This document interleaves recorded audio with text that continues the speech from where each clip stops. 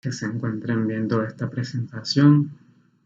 Hoy les traigo un nuevo tema, los briófitos. Primeramente, el término briófitos no corresponde a una clasificación taxonómica. Este término se utiliza para clasificar o englobar a las plantas primitivas que no poseen un tejido vascular. Se cree que estas plantas primitivas son descendientes de las algas verdes, específicamente de las algas de la clase Carophysia, pues son estas las que se encuentran en un punto de evolución más alto que las demás algas. Estas plantas también fueron las primeras en evolucionar hace alrededor de 500 millones de años tras colonizar los espacios terrestres. En esta división encontramos tres grupos. Encontramos primeramente los musgos, los antocerotes y las hepáticas. Este grupo de briófitos también se conoce popularmente con el término de musgos. ¿Por qué? Porque los musgos, de los tres grupos, los musgos son los que tienen una mayor cantidad de especies e individuos. Bueno, ahora les hablaré sobre algunas características de los briófitos. Los briófitos suelen denominarse talosos, ya que la estructura de los gametofitos suelen ser planos y con una forma no diferenciada denominada talo. Una de las características importantes es que la reproducción sexual de los briófitos necesita de agua. ¿Por qué necesita de agua? Pues en el gametofito se van a encontrar los esporofitos masculinos y femeninos. Se van a encontrar separados a cierta distancia.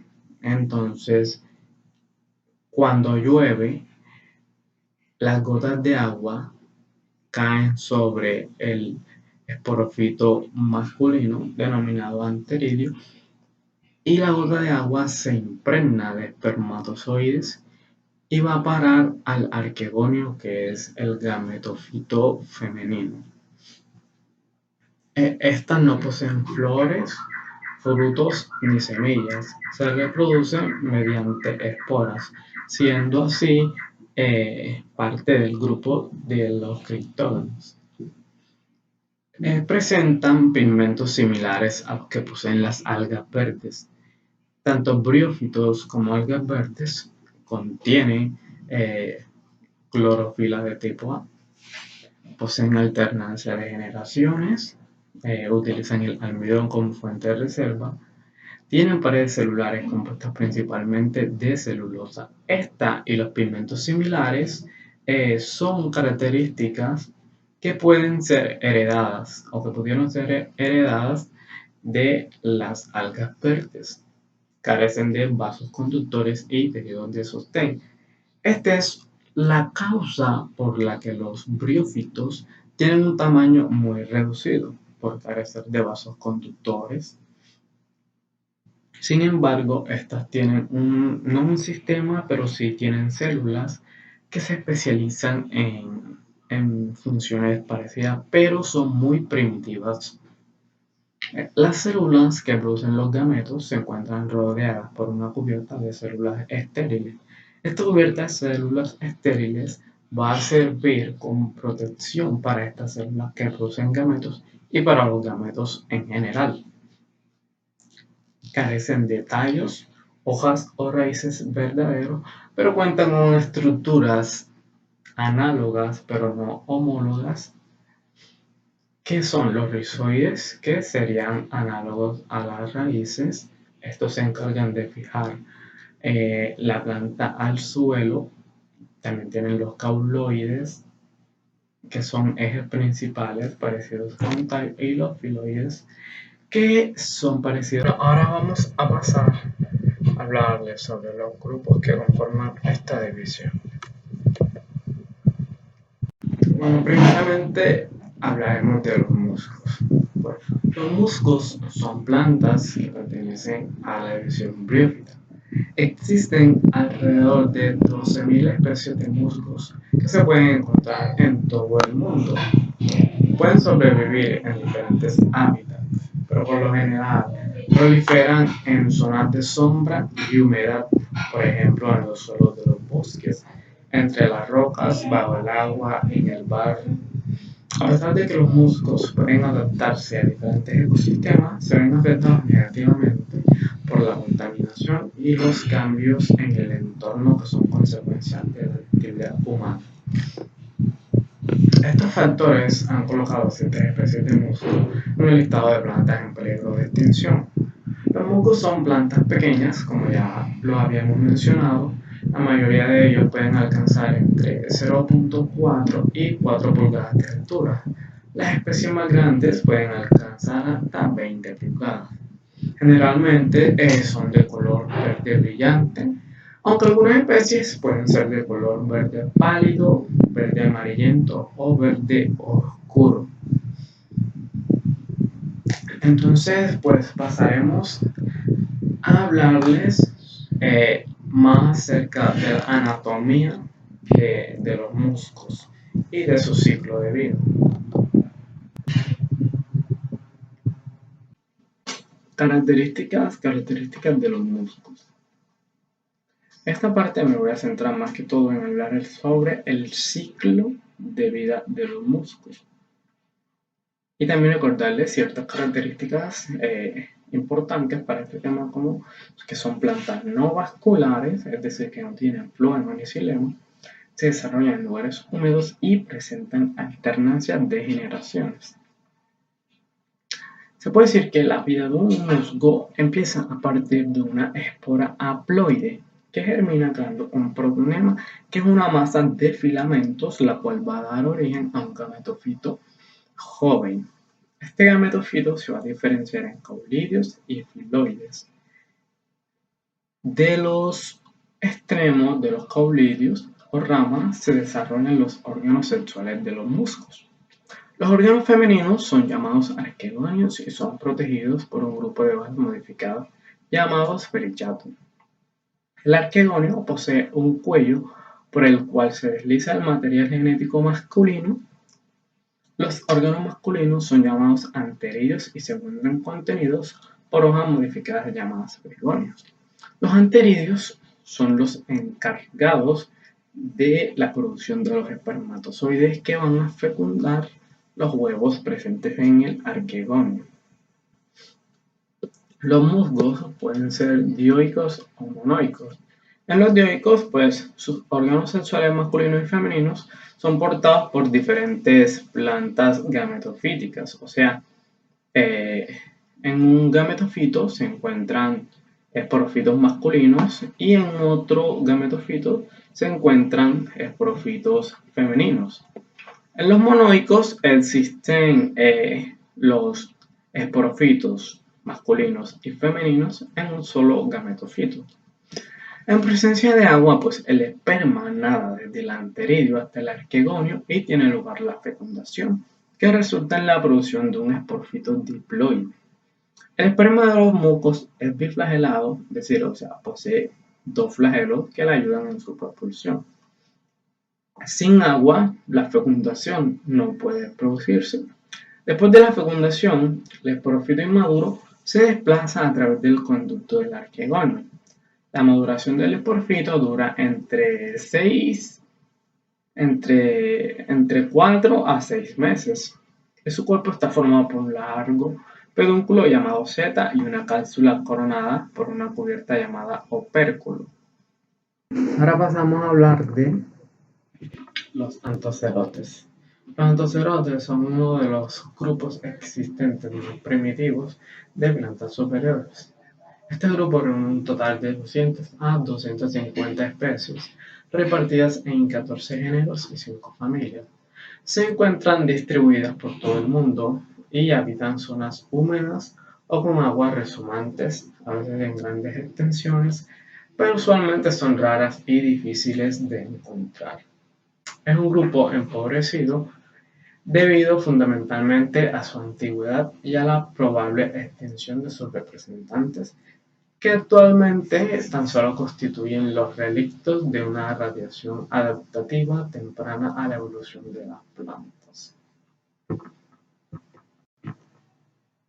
Bueno, en esta parte también vamos a hablar más que todo sobre el ciclo de vida de los antocerotes y ciertas características bastante importantes. La primera es que, al igual que los musgos, no tienen floema ni xilema, poseen talos aplanados dorsiventralmente que comúnmente forman rosetas. Cada célula del talo contiene usualmente un único cloroplasto grande y deciforme, a menudo con un pirenoide. Suelen tener colonias de nostoc en sus talos y el esporófito es fotosintético y posee estomas con células oclusivas. También presentan alternancia de generaciones con un gametofito haploide y un esporófito diploide perfectamente diferenciados, pero indisolublemente unidos. Este es un carácter propio de los antocerotes. Empezamos hablando sobre el gametofito. Este gametofito de los antocerotes se forma a partir del desarrollo de una espora haploide. Esta da lugar directamente a un gametofito taloso, similar al de algunas hepáticas, sin desarrollar previamente un protonema. El gametofito es arrosetado y de ramificación dicotómica, si bien esta puede quedar oscurecida durante el desarrollo. El talo puede presentar nervios o tener una banda central pluriestratificada y presentar laminillas dorsales o prolongaciones setiformes.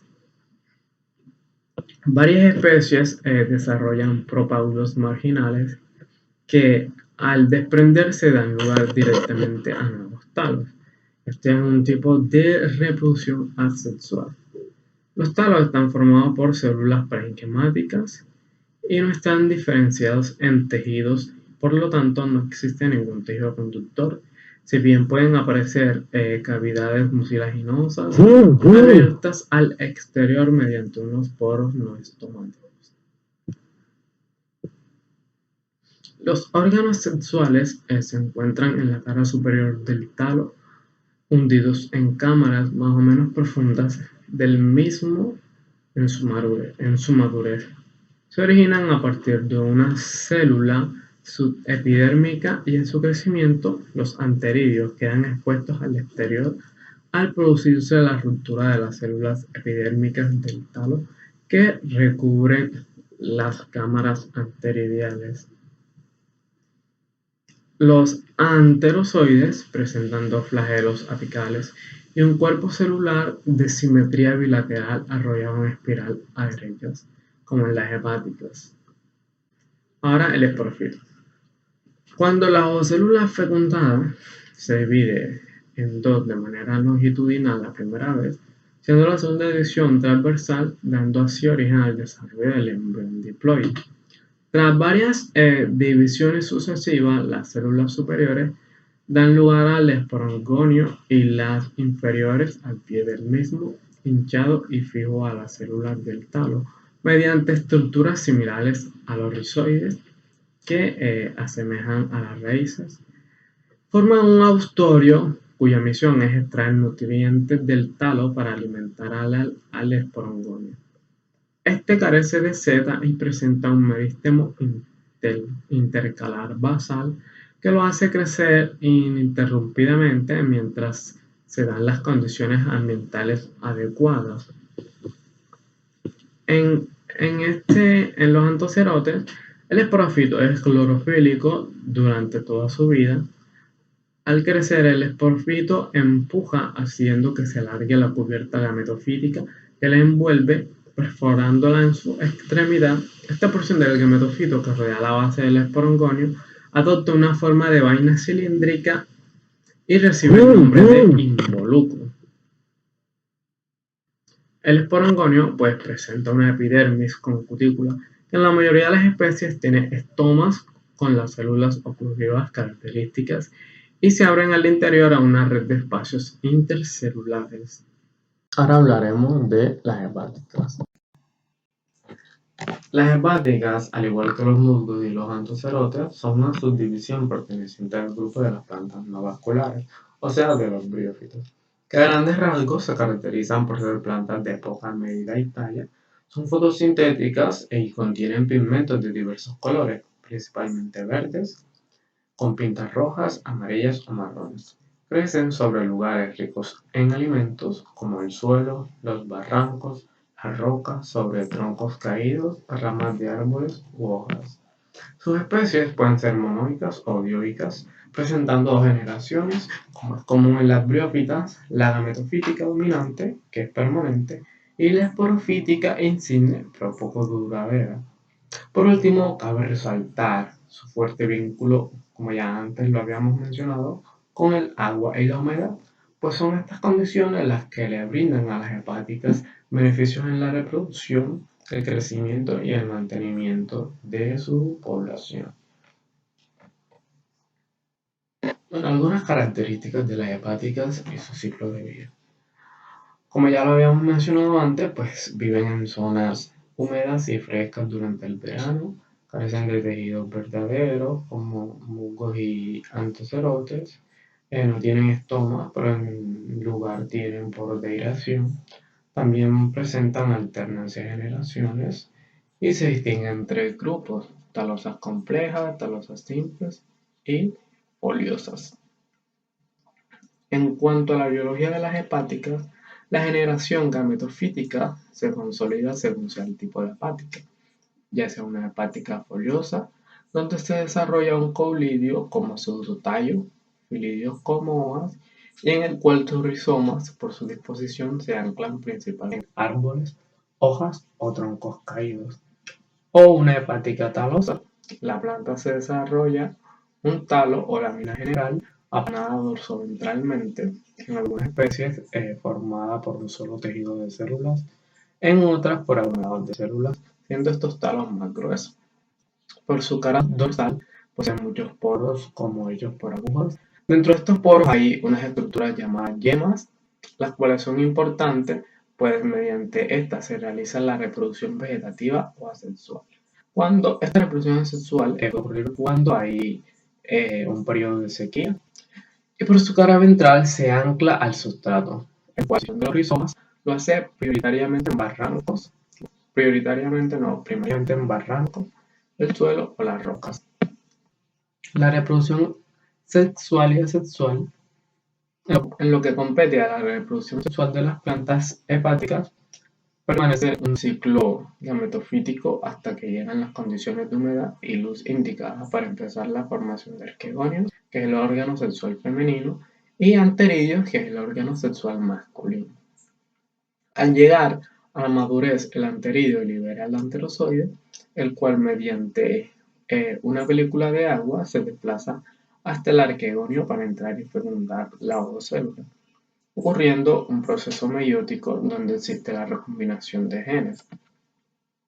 Al ocurrir la fecundación profítico, a cambio de este arquegonio, aparece una nueva estructura llamada piel, la cual sirve como soporte y medio de alimentación entre el gametofito y el esporofito. Bueno, en esta parte, pues el esporofito es dependiente del gametofito para prácticamente todas sus funciones. Se desarrolla en una seta importante para elevar la estructura que contiene las esporas, además permitir una amplia dispersión, y la cápsula que forma y madura en su interior las esporas. La dispersión de las esporas ocurre cuando la cápsula que contiene y madura las esporas, a través de la apertura, las libera al estar en un lugar más expuesto. La reproducción asexual, que sucede por mitosis, se da cuando los poros de la cara dorsal se llenan de agua y las yemas emergen a la superficie, moviéndose a nuevos sustratos donde a partir de esta yema crece otra planta totalmente igual a la antecesora.